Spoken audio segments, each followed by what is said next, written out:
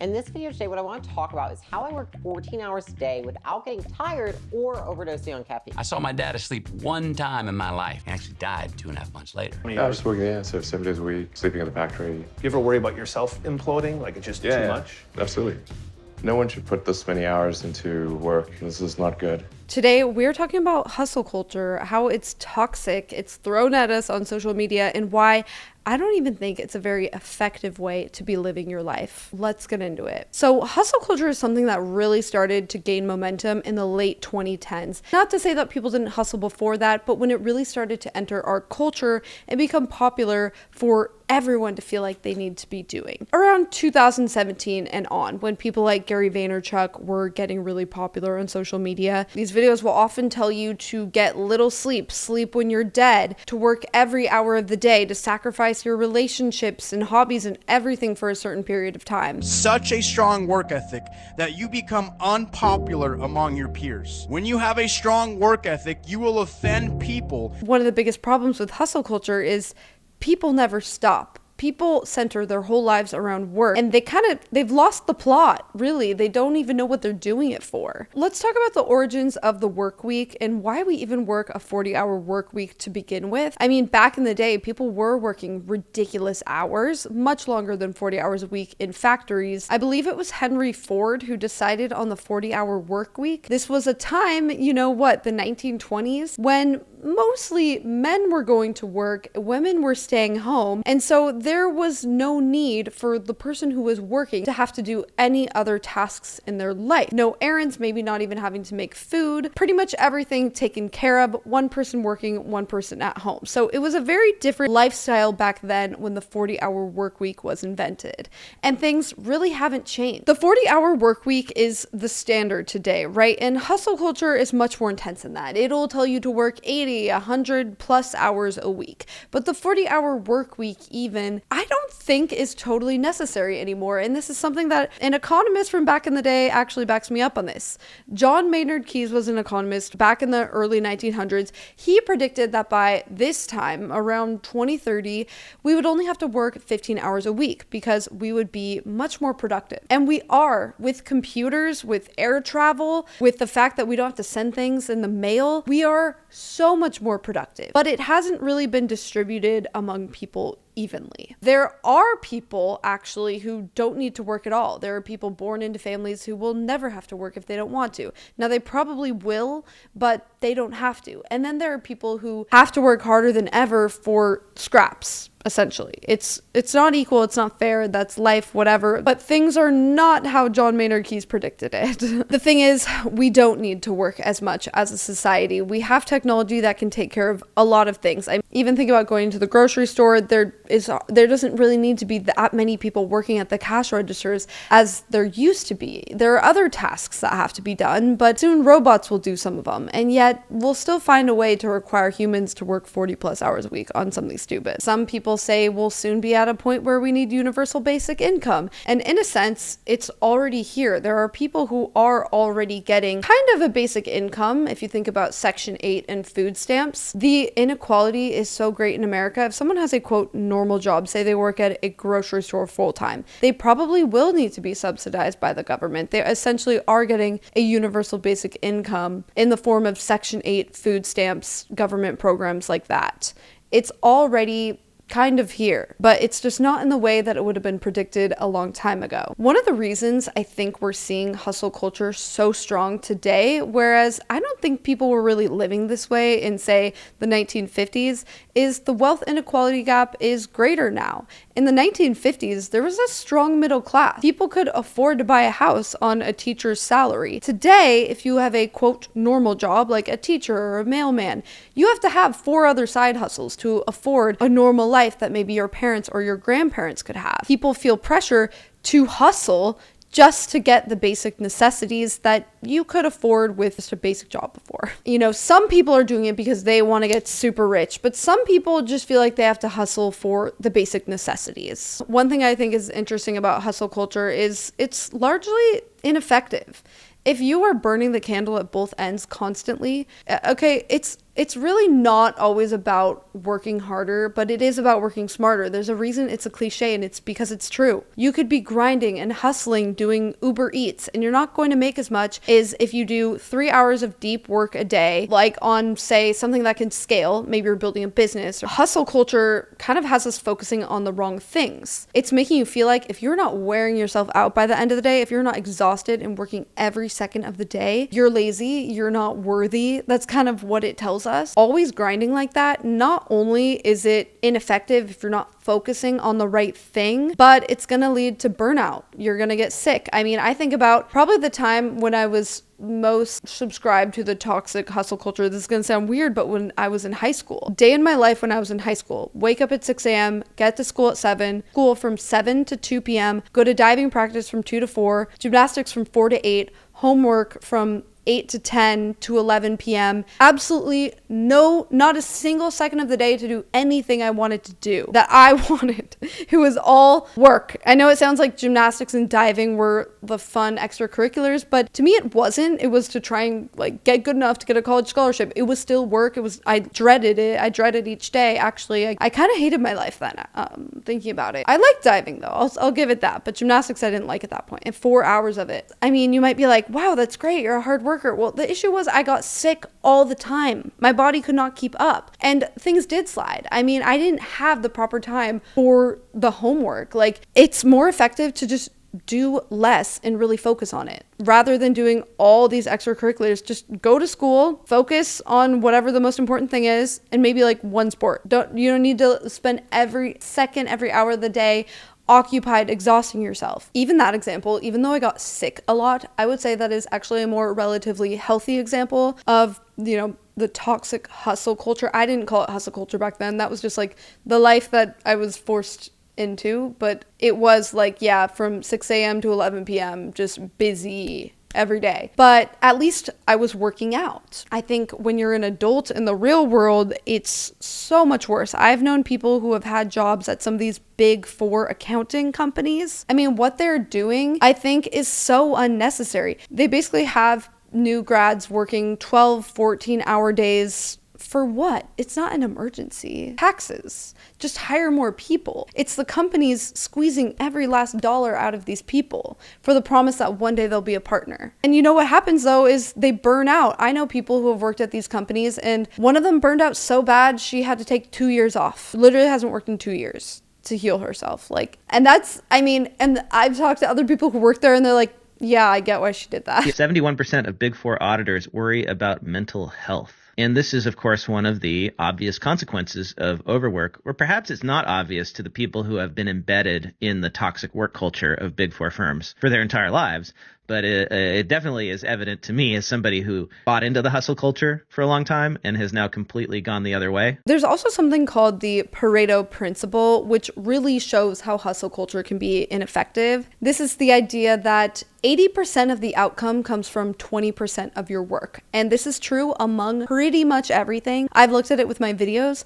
Just 20% of the videos make 80% of the income. I'm running around here stressing myself out over things that are going to barely move the needle a lot of the time. And so are you. We all do it. And when I realized that, I was like, okay, it doesn't matter.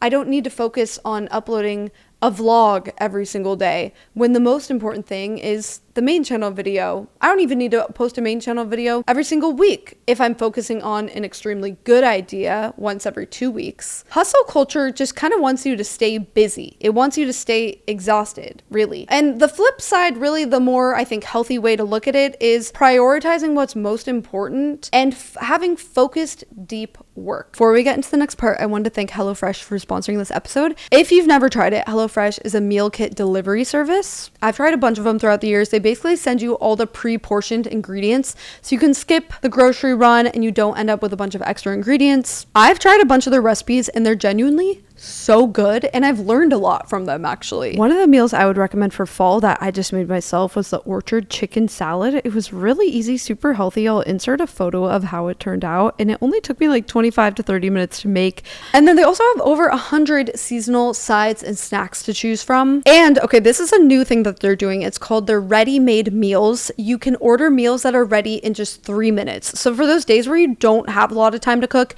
you can order some of those. So if you want to feel great with meals that fit your spring schedule and make this season even more delicious, you can go to hellofresh.com/Shelby10FM now to get 10 free meals with a free item for life. 1 per box with active subscription. Free meals applied as discount on first box. New subscribers only, varies by plan. That's hellofresh.com/Shelby10FM now to get 10 free meals and a free item for life. I also wanted to thank Quince for sponsoring this episode. If you guys aren't familiar with Quince, you haven't been listening to all the episodes because they've sponsored other ones, but they are a website where you can get stuff for your home, you can get clothing at really great prices, and they have great quality stuff. You can get washable silk, linen, cashmere, organic cotton at much better prices than most other places. As summer's kind of coming to an end, I'm looking at my wardrobe to see what are going to be my staple pieces for fall, and for anything that's kind of missing, I'm going to Quince. You can get a 100% cotton sweater starting at $40, and I love all the sweaters I have from them. This sweater I'm wearing right now is from Quince. It's a cashmere sweater. I love that, I bought it last year, but it still looks great to wear this year. It's not too trendy, so the stuff you're buying isn't going to go out of style in 2 months. One thing I'm eyeing is this 100% organic cotton sweater. Really cute in the brown color. They have more stuff than just clothing, actually. They've got candles, they've got home products. I have some sheets from them, and it's all at really good prices for just good quality stuff. If you want to elevate your fall wardrobe essentials, go to quince.com/Shelby to get free shipping and 365-day returns. That's quince.com/Shelby for free shipping and 365-day returns. That's crazy. Like, you can return something 3 months later if you don't like it. Like, who lets you do that anymore? It's crazy. Quince.com/Shelby. Okay, let's get back into talking about TikTok. There are studies now that show that, our brains can really only handle about 4 hours of actually focused, difficult, deep work per day.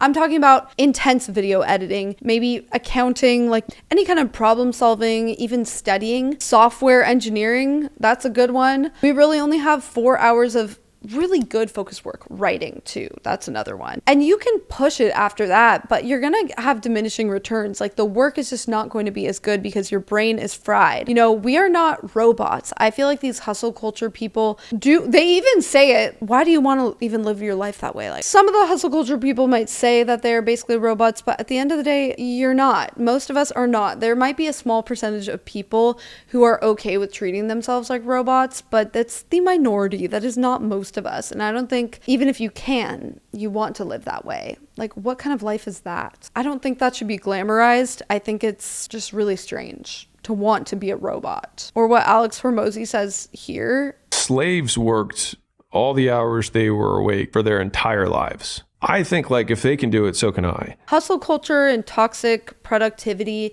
makes life all about work. It puts work as the number one value in life, and it kind of pushes it on to everyone else too, when for a lot of people that is not really what you want to value. This is one of the problems with not hustling, because I think it's fine to hustle when you really need to work hard if you're excited about something and you're launching a business and you're gonna have a season of your life where you really need to hustle. That's fine. But for the whole workplace culture to be hustle culture, to be working nonstop, endlessly, always grinding, it's forcing this value of work as number one onto everyone when that is not everyone's number one value. It's the mentality of living to work instead of working to live. And if that's you and that's actually how you want to live your life, that's fine. But I think most people have actually waken up to the fact that they would prefer to use work as a means to live their life how they want. And one of the issues of it being so prevalent in our culture is it makes it hard to rest. It makes it so that you kind of feel guilty when you do. Even I still feel this sometimes. Like I feel pressure to even work on weekends sometimes. Even if I had a productive week, I feel like, oh, I could be doing more. I could always be doing more. Like so-and-so is doing more. Maybe I should. Hustle culture just over time also, I've noticed, has started to implode. There's more and more videos about people not being about it. You know, it had a moment where everyone was into it and was like, yeah, I should hustle and grind more. I'm going to achieve my dreams and just work hard forever. And then people are like, well, actually, I'm working hard and it's maybe not getting me exactly where I want to be. Gen Z, we've noticed, really is not into hustle culture. And can you blame them? At least with millennials, if you were hustling at your job, you got somewhere with it. Like you probably got promoted and got a job where you could buy a house. The wealth inequality gap and inflation and everything has made it so with Gen Z, they almost don't see the point in hustling because it's not going to be much of a game changer for them. Even if they get that promotion, they're still not going to be able to afford to buy a house. The bigger the wealth inequality gap has gotten, I've noticed, and the harder it is to achieve your dream despite hustling, even though it is technically always still possible, I think, but just maybe in unconventional ways. But the bigger this gap gets, the more people just kind of say, screw it. We see this in different cultures in Asia. There are people who just give up. They even have a word for it where it's just like, nope, this is too much. I'm not even going to try. I'm not even going to play into the system. No. When people are expected to work so hard for really not even that good of a reward, like I think a lot of people are they're working harder for sort of just the same outcome, same kind of lifestyle you could have bought 30 years ago, working less hard. People start to just not buy into it and kind of give up on it. And that's sort of what we're seeing. Like hustle culture really does not work long term. Even the origins of medical school residency is really founded in toxic hustle culture. If you look into it, the guy was on cocaine. That's why he was staying up multiple days in a row. I mean, it's not sustainable for a healthy life. His name was Dr. William Halsted. He helped start Johns Hopkins Hospital and invented the idea of residency. Back then, young doctors had to live at the hospital full time. No time off, just surgery, stress, and chaos. And the reason why it was so intense? Wait for it. Halsted got addicted to cocaine while testing it as an anesthetic. Then they gave him morphine to treat the addiction, and he got hooked on that too. So yeah, the system that still burns out doctors today, it was built by a guy who was high on cocaine and morphine, and no one stopped him. Sure, you can do it, but it's really not good for your body, and it's really not good for the patients either. We have lost the plot not only on hustle culture, but productivity in general, because the whole point of being productive is kind of so that you don't have to put in as much work. Like when you think about the definition of productivity in general, it's having to put less input for more output. So for example, cleaning your floors with a toothbrush is less productive than a vacuum. And we have so many examples of this now where we have the tools to be 10 times more productive. But usually we are not, or the companies that we work for are not, finding ways to instead live more fulfilling lives with this newfound productivity. No, it's more so just finding other things to keep us busy. Like what else could we work on? We forgot that the point of productivity is to not have to work as much, right? Like, isn't it? Like I want to be ultra efficient and productive for 3 hours so that I don't have to be the following 5. So to wrap it up, I don't think there's anything wrong with hustling for a period of time, especially if you're very inspired to do so and you see a good reason to do it, like you're building a company that you're excited about. But I don't think that you need to do it just for the sake of working, just for the sake of being busy, to feel morally good, to feel like you're a worthy person. If you have enough money, you don't have to be grinding that hard. And in fact, taking time to rest because you're a human and you're worthy of rest is good. It actually is more productive, although it's not about that. It's not about being a robot that works 24/7. America, was founded on some puritanical ideas that are still kind of ingrained in us. Yeah, there is a virtue to working hard when you decide to, when you're deciding to do your deep focused work, really giving it your all. But You don't need to be doing it 24/7. In fact, you can't. It will backfire. You will get burned out. You will hate it. You'll get sick. Really, we all just need to live our lives with intention. If you are deciding to be in a period where you're working extra hard, know what it's for and when you can stop if you need to. So next time you start to get sucked into toxic productivity or hustle culture, just remember what you're doing it for. Is it for a worthy goal, or is it just to stay busy and feel morally good? And at the end of your life, most people say that they wish they worked less, not more. That's something important to take into consideration. Okay, I hope that you guys enjoyed this podcast episode, and I'll see you in the next one. Bye!